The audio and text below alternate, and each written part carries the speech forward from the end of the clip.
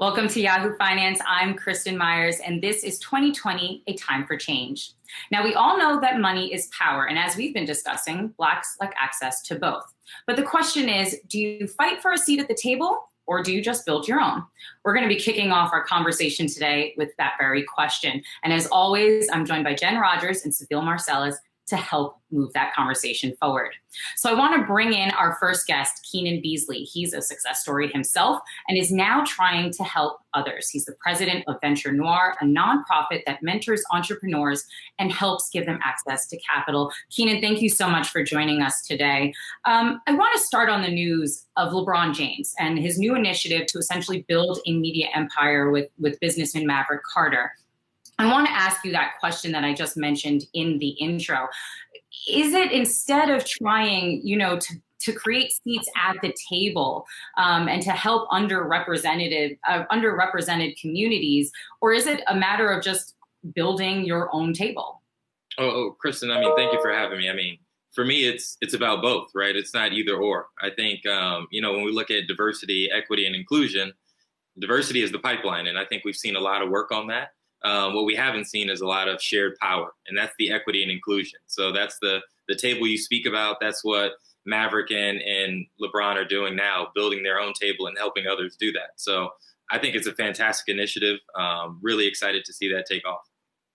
So Keenan, on the other end of that spectrum, if you are trying to get a seat at the table, right? I know that you've worked in investing, in marketing, and in advertising. I'm wondering, just for the audience, just to speak more broadly and more generally, if you can kind of connect the dots there in terms of what you're seeing in terms of progress or lack thereof when it comes to diversity broadly at companies across these industries. Yeah, I think we're seeing a lot of diversity at the lower levels in the companies. And I think that's attributed to great work by a lot of diversity and inclusion officers at some of these major companies like Procter & Gamble and Reckitt Benckiser and L'Oreal, the companies that I work for.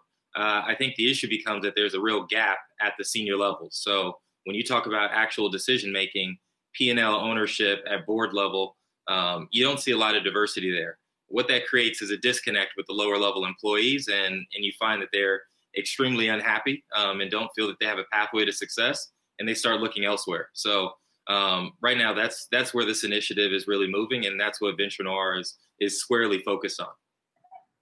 And when it comes to Black entrepreneurs and supporting them, obviously LeBron James, him getting $100 million investment is great, but it's no surprise. He's a big name, and stars, celebrities, they get the funding. So what is your advice to people who are not famous, but are Black entrepreneurs who want to get started and get funding? A lot of that is you have to crawl before you run, right? It's crawl, walk, run.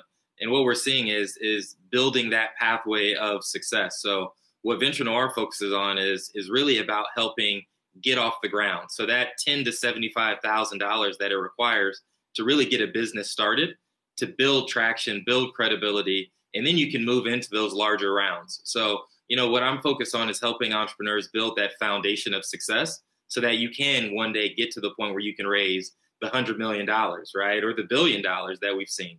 But it starts with actually doing something really well and being able to prove that.